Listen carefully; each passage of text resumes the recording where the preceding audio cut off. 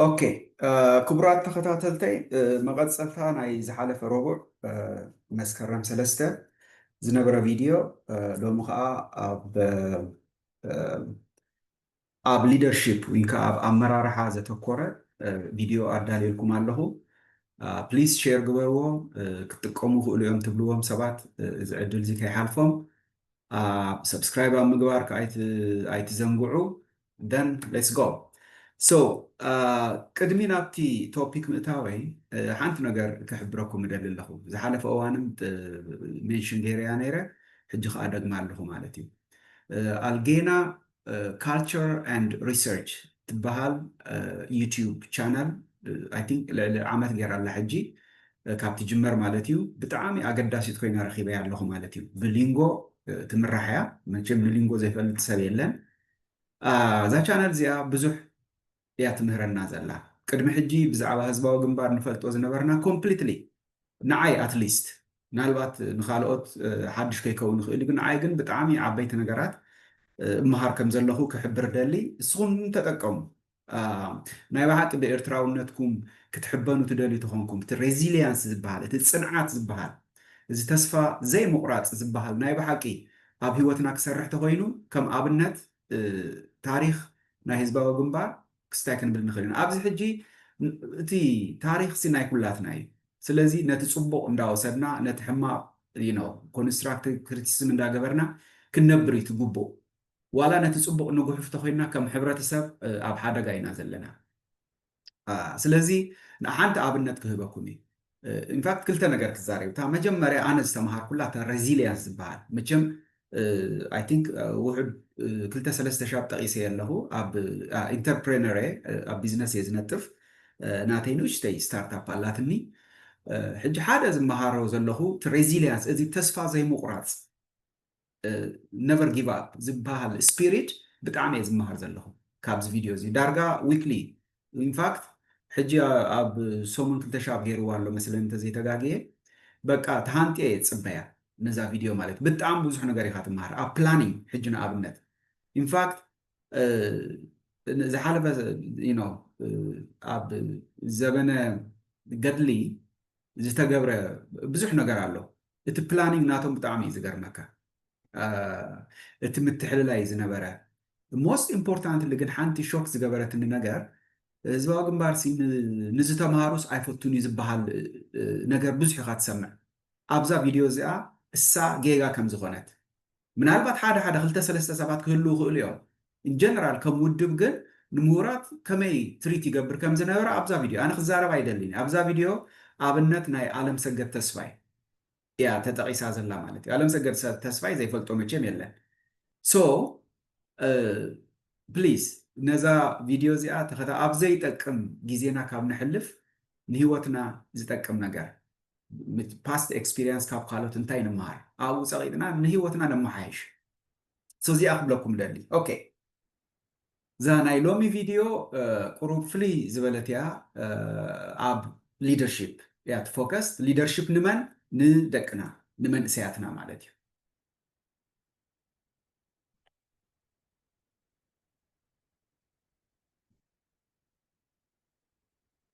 ኦኬ ሶ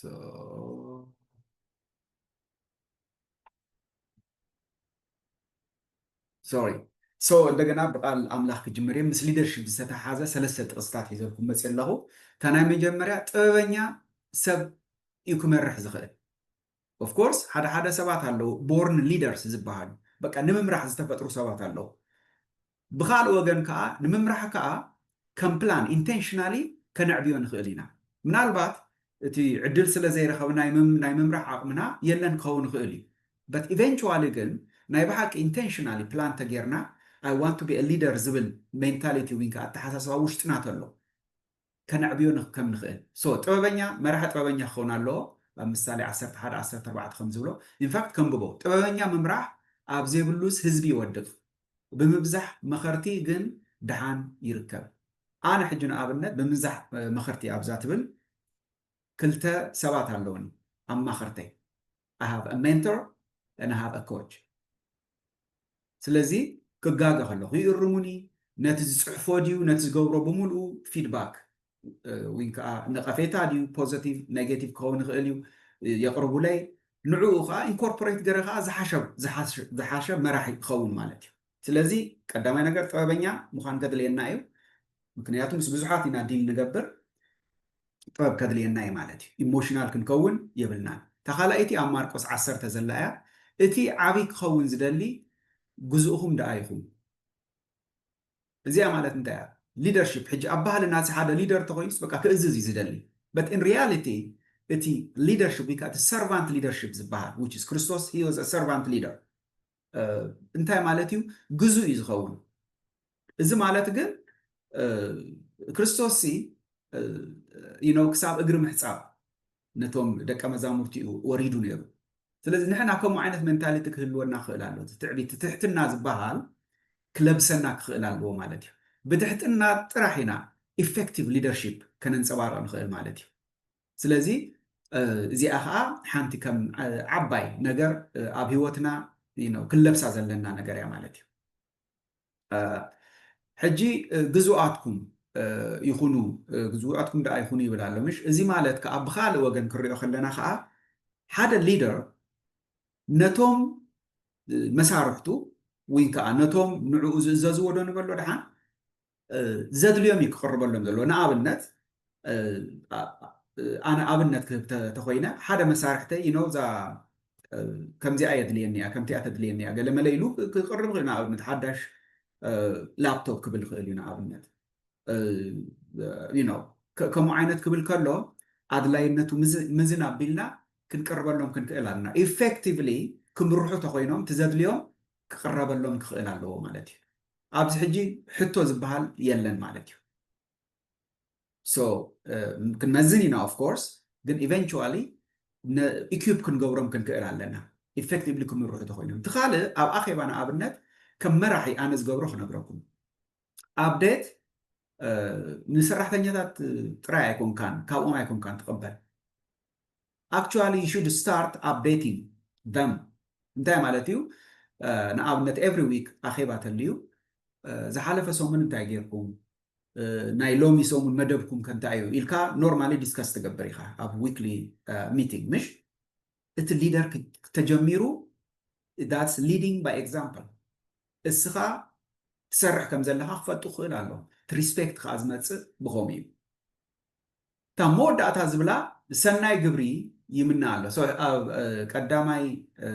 ጢሞቴዎስ ቁፅሪ 3 እያ እዚ ቃል እዚ እሙን እዩ ሓደ እኳ ማዕረግ ኤጲስቆጶስ እንተደለየ ሰናይ ግብሪ ይምና ኣሎ እምበኣርሲ እቲ ኤጲስቆጶስ መንቅብ ዘይብሉ ሰብኣይ ሓንቲ ሰበይቲ ጥንቁቕ ቀፅዓ ነብሱ ኣገባብ ዝፈልጥ ተቐባሊ ጋሻ ንምስትምሃር ብቑዕ እዚ ሊደርሺፕ እዩ ኦፍኮርስ እዚ ሞር ናብ ስፒሪቹዋል ክስታይን ይኸይዱ ግን the concept is the same ንሊደርስ እዩ ሓደ መራሒ ጥንቁቕ ክኸውን ከም ዘለዎ ቀፅዓ ነብሱ ስሱዕ ክኸውን የብሉን ኣገባብ ዝፈልጥ መዓሲ ክዛረብ ዘለዎ ሕጃብ ባህልናሲ ሓደ ከይወድአ እቲ ሓደ ምዝራብ ብቀፃሊ ንቃለሰሉ ነገር እዩ ግን ኢንቴንሽናሊ ነዚ ክንስዕሮ ንኽእል ኢና ስለዚ ምስትምሃር ዝኽእል ክኸውን ኣሎ ብቁዕ ንምስትምሃር ብቁዕ ዝኾኑ መራሒ ተኾንካሲ ንዓኻ እዮም ዝፅበዩ ዝኾነ ፀገም ተጋጢሙ ንዓኻ እዮም ዝፅበዩ ስለዚ you should always be ready to teach so እዚኣ ከዓ ከም መእተዊ ናይ ሊደርሺፕ ክስታይ ክብላ እያ ማለት እዚኣ ክስታይ ክገብራ ፉል ስክሪን ኦኬ ሶ ዝሓለፈ ሰሙን እንታይ ኢልና መንነት ዕላማ ተፃዋርነት ከመይ ይህነፅ ንደቅና ኣብ ብዙሕ ነገራት ኢንቮልቭ ምግባር ቮለንቲር ንክገብሩ ምዕዳም ኤክስትራ ካሪኩላር አክቲቪቲ ኣብ ብዙሕ አክቲቪቲታት ተተፀሚዶም then eventually they will discover their purpose and they will build their identity ማለት እዩ ሬዚሊየንስ ከዓ ምፅዋር ከዓ መቸም ነገር ሪዛልት ራይት ኣዌይ ኣይመፅን እዩ ስለዚ ተስፋ ንኸይቆርፁ ከዓ ቀፃሊ እዚ ሕጂ ቨርባሊ ክኸውን ይኽእል እዩ ቀፃሊ ክስታይ ክንብሎም ክንክእል ኣለና ዳትስ ዋይ ሕጂ እዚ ናይ ህዝባዊ ግንባር ትምህርቲ ዝሓለፍዎ ክስታያት ማለት ፅቡቑ ክንወስድ ንኽእል ኢና መዓት ፀገማት ክህሉ ክእል እንድዩ ምክንያቱም ኖዋን ኢዝ ፐርፌክት ግን እቲ ፀፅቡቑ ዶ ይንወስዶ تزيد لينا خايد لينا نيكو سلازي حاجة كم عدل تسقى يدلينا يز ريزيلينس بحال مالتي بدكنا تسفهم قرص يبلنا أنا أبنى تانا يلوم فوكس جن promote leaderships and community participation أمرارحان تساعد خبرات سبن مدنفع أبتبلي أختكون اوكي اوكي سو أمرارحا تساعد خبرات سبن مدنفع أبزبل حجي تساعدنا كلاتنا مالتي كلاتنا نتا حبرتسب كنعبيه تخوينا كلاتنا بارتيسيبيت نقبرالنا كلاتنا عقم لنا نتا عقمنا مفلات كن تا قدامي الدرجه مالتي which is تا قدم استزاربنا له حنسا مسفلتنا حنسا تو كوميونيتي اندورس مسغبرنا which is كستو ابزا خمزيا نفعي نعو نهبو زبحال ነገር كستا then effectively او كنغلغل كستا نبل حجي كن نابدقنا يتفوكس زلو ندقنا كوستا مجمريا نبلا انتايا حجي it's ناي fun century حلف teenagers they just want to have fun إزي أبين كم زي بصحنا خلنا نقرب كن كلا كل شاب من داتا صوتك كل شاب بسوشيال ميديا عند حلفك أكتبت حنا قريب الكان سلزي تعرف رقم زلوا hard work pays off زبل أمر كرد أنا خلنا لو مالتي لومي دي صراحة كيا لومي بك أنا يبحث زرها سكال يغاد صباح نجوه سعرها تحفز سلازي ندكنا خلنا نقرب كن كلا لومي أب جيم عم بتصوات هوتهم زحلفوا تخينهم صباح نجوه أم من تعم تداليهم زلوا التمتعي حجي challenging ندخونا يزخيد زلوا more digital ندخونا يزخيد زلوا more competitive ندخونا يزخيد زلوا سلازي نعو نخدالو تخينهم سعر خد اليوم تسعر خالهم يزي جمر مالتي اوكي سو استراتيجي عنده مالتي ندقنا اب ليدرشيب كنمصوم تخينا استراتيجي كهلولو قدم انتاي نايلنا بتا ناي روبو فيديو انتاي نايلنا كوتش اند منتورز كهلوهم علوو ديسكفر كغورت باربز ناتو تا سترينجز اند ويكنس ناتو نخفلطو سي وينكا زنغروم كهلو علو يو نو كستو ابزا نفقيخا ابزا ግን ቁሩብ መምሕያሽ ከተድልየካ ጻዕር ከተድልየካ ዝብለና ክህሉ ኣለዎ ኣብዚ ግን they will be the coach and the mentors ንመን ከም ዝኾነ ሕጂ ክሪኦ ኢና ማለት እዩ ስለዚ መጀመርያ እቲ ሊደርሺፕ ከመይ ጌርና ንምህሮም ኣብ ምንታይ ኢና ባይቶታት ኣመራርሓ መንእሰያት ምፍጣር ስለዚ use leadership council that's platform for use to organize events ሕጂ ንኣብነት ብዙሕ ኢቨንት ዘሎ ከም ኮሚኒቲ ፌስቲቫል ክኸውን ይኽእል እዩ ዋላ ናይ መርዓም ክኸውን ይኽእል እዩ ናይ ሓዘንም ክኸውን ይኽእል እዩ እዚ ኩሉ ንዖም ዕድል ደይንህቦም I bet you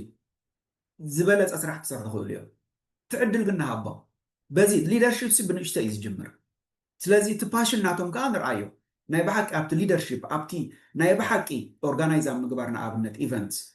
ፓሽን ኣለዎም ዶ ደስ ኢልዎም ድዮም ዝገብሩ እሱ ተኮይኑ then probably they have a potential to be leaders of tomorrow so تخالعي استراتيجي خا mentorship مزانو أمرارها which is mentorship and team leadership انتهي مالتيو نقابلنات دكنا أب يونيفرس أتيم تلو نتهم أب يونيفرس زي أتو mentors وكا كوتش كوغونو كانت تباوع كم كإلال لنا حجيسي ناي leadership كإلات نتهم عبيتي حلافنة هو معلنا مالتي تحلافنتهم انتايو نتهم نعشتو كمي جرب ناو يونيفرسيتي كأتو خمس خلو استراتيجي مهروة مالتي ستعلمان تايو نتهم عبيتي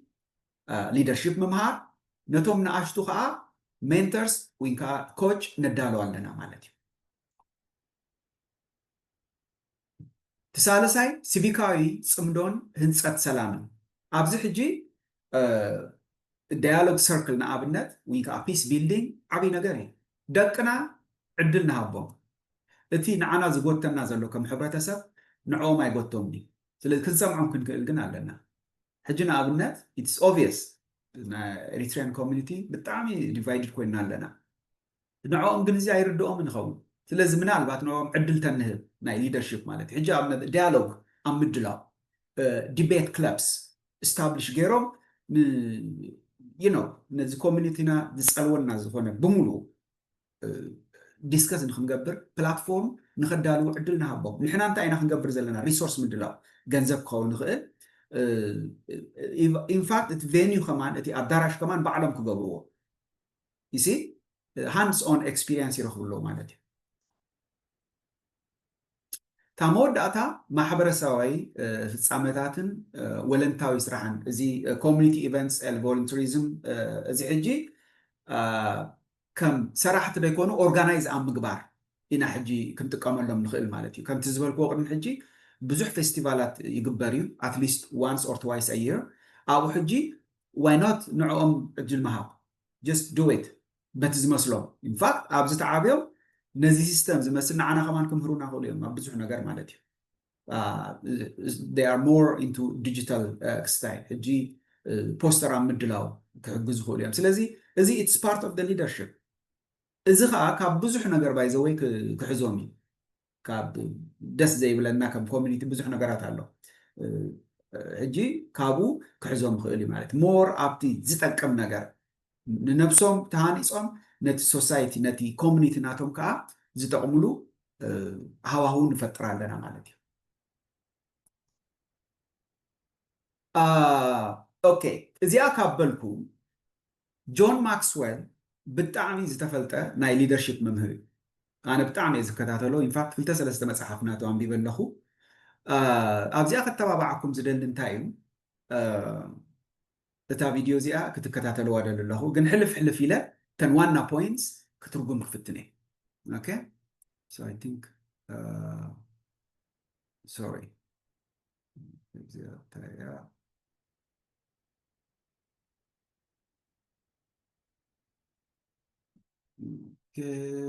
I think حالفة مسلمي سوري أبدي أخذ تاي كتعبسوا منهم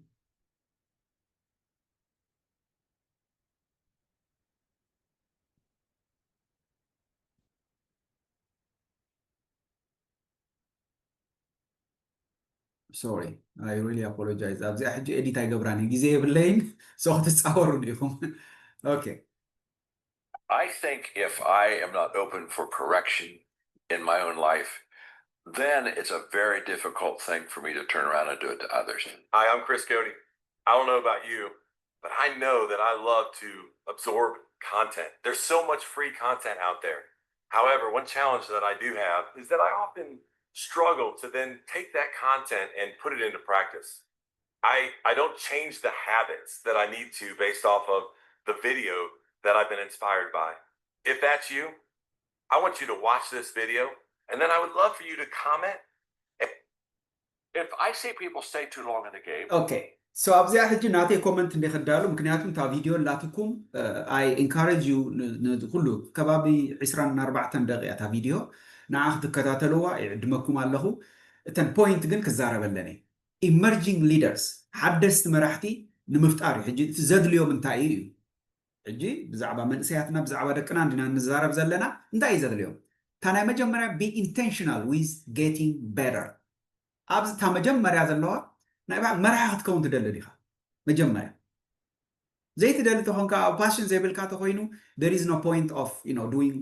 እዚ ኩሉ ንዛረቦ ዝነበርና ምግባር ትርጉም የብሉን ማለት እዩ ስለዚ intentional ናይ ብሓቂ ናይ ምምራሕ ዓቕሚ ወይ ከዓ ድሌት ከተዕቢ ትደሊ ተኾንካ መጀመርያ ኢንቴንሽናል ክትከውን እዩ ዘለካ which is ብሃንደበት ዝመፅእ ኣመራርሓ የለን ስለዚ ፕላን ክትገብር ክትጅምር ኣለካ ማለት እዩ ኦኬ ፕላን ክትገብር ክትጅምር ኣለካ that's intentional growth ዝበሃል ማለት እዩ ዳሕራይ ምክንያቱም ብሓፂሩ ሲ ንኣብነት ኣብ ውሽጢ 5 ዓመት I want to be a leader in community based not for profit organizations ተኮይኑ ሕጂ ፕላን ትገብር ማለት እዩ ቅድሚ ሊደር ምዃንካ ክትገብሮ ዝግባኣካ ነገር ኣሎ so getting better intentionally እቲ ዊክነስ ናትካ ፈሊጥካ ደን ትስራሕ ክትጅምሮ ኣለካ መዓሲኻ ትጅምሮ ሕጂ be intentional with getting better ነቲ ዊክነስ ናትካ ፈሊጥካ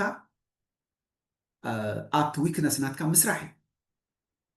ምናልባት መፅሓፍ ምንባብን ክኸውን ይኽእል እዩ ኣብ ሊደርሽፕ ኮንፈረንስ ፓርቲስፔት ምግባር ክኸውን ይኽእል እዩ ቀልጢፍካ ቮለንቲር ጀሚርካ ኣብ ሊደርሽፕ እንታይ ከም ዘድሊ ምፍላጥ ክኸውን ይኽእል እዩ ብዙሕ እዩ ተኻላይቲ ሼር ዩር ዊክነስስ እዚኣ ከዓ ፅብቕቲ ከም ሊደር ዊክነስና ክንሓብእ ንኽእል ኢና እዚ ግን ጠቃሚ ይኮነን ስለዚ እቲ ዊክነስካ ምንጋር ፅቡቅ ነገር እዩ ምክንያቱም እቶም ዝምርሑ ከዓ ዊክነስ ኦብቪየስሊ ስለ ዘለዎ አም ኖት አሎን ዝበሃል ሜንታሊቲ ክስታይ ክብል ይኽእል እዩ ማለት እዩ ምክንያቱም ኣብዚ ሰርቫንት ሊደርሽፕ እንዲና ንምሃር ዘለና ኦኬ ሶ ሼር ዩር ዊክነስስ ከይሓባእካ ማለት እዩ ደን ፊድባክ እቲ ዊክነስ ናትካ ሓንሳብ ተነጊርካ ዴፊኒትሊ ፊድባክ ኢንፋክት ምፍላጥ ብዊክነስ ንርስኡ ሓደ ስትሬንግዝ እዩ ምክንያቱ ሓንሳብኮ ዊክነስና ዘይምፍላጥ እኮ ኣበይ ኤርያ ክንመሓይሽ ከም ዘለና ኣይንፈልጥን ኢና ማለት እዩ ታሳለሰይቲ ሃው ፋር ካን ኣይ ጎ እዚ ሕጂ ሬዚሊየንስ ዝበሃል ሃው ሎንግ ማለት እቲ ሰክሰስ ዝበሃል ኢሚድየትሊ ከይመፅእ ይኽእል እዩ ኦኬ ስለዚ ክቅፅል ዝብል ሜንታሊቲ ኣለካ ዶ ኣብ ውሽጥኻ እዚኣ ሕጂ ዓባይ ሕቶ እያ ንኩላትና ማለት እዩ resilience which is never give up spirit ክህልወና ክኽእል ኣለዎ ማለት እዩ it's part of this intentionally ፕላን ምግባር ማለት እዩ intentionally purposely ማለት እዩ ብሃንደበት ነገራት ተመፅኡ ፅቡቅ ኣይኮነን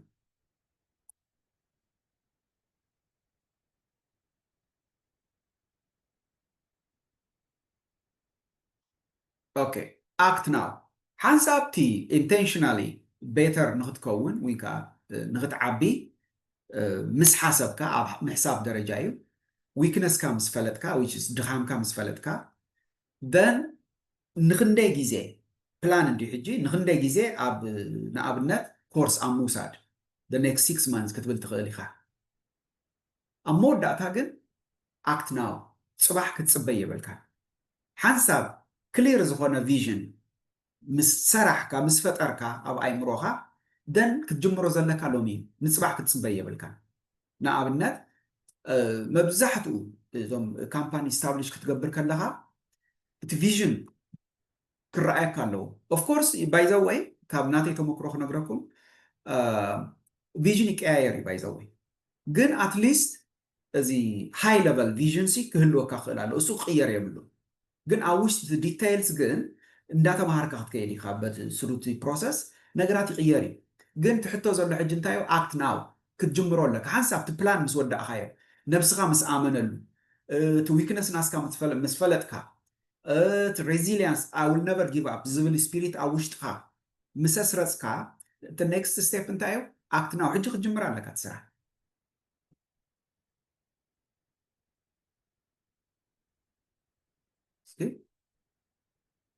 تا I think تحمشيتي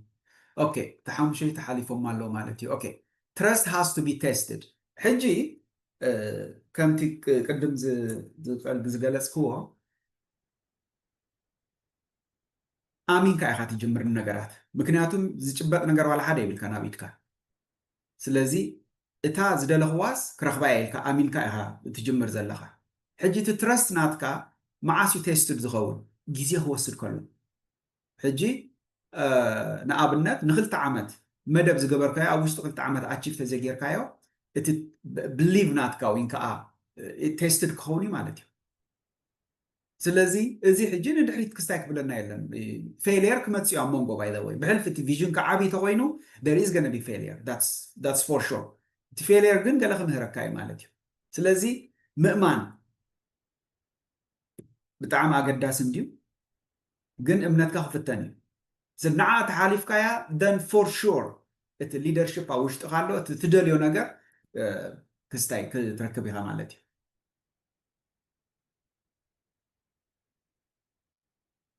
تشاو IT leaders correct people زي أخا أنتايو حنساب leader بسكون كمالتي which is to courses وسيلكا volunteer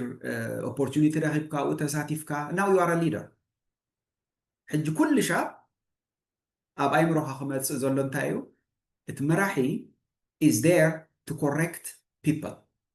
كم معايش people وينكا weakness ناي سبات وينكا ناي تسرح تنياتاتنا أبنت كفلت أمونا بتو weakness ناتهم جاج مقبار ديكونسي نتو weakness ناتهم كميديركا كتم معايش كم تخيل محساب أوكي correct people بالنيجاتيف كي توصلوا كم زي مقطعتي قال يكون نزي correct people مالت حجنا أبنت حدا سرحتني تلك كاموت ويكنس ناتو تفلتك نعا كم يجر كاتم ما حيشلو you are a leader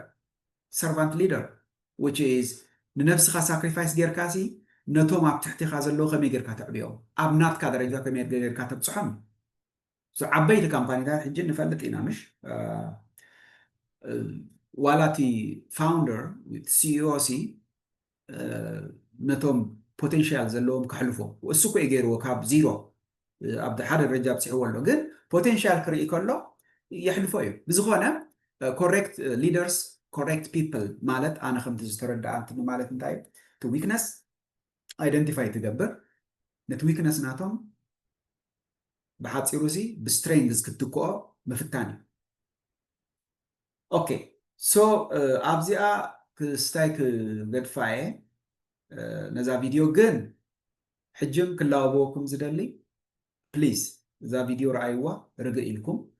من البعض ديتيل زخونة ديسكشن لايف إن فاكت كوتس يحسب عليه قلنا تا threshold ناي شح سبسكرايبرز كستايك بالكخيل علني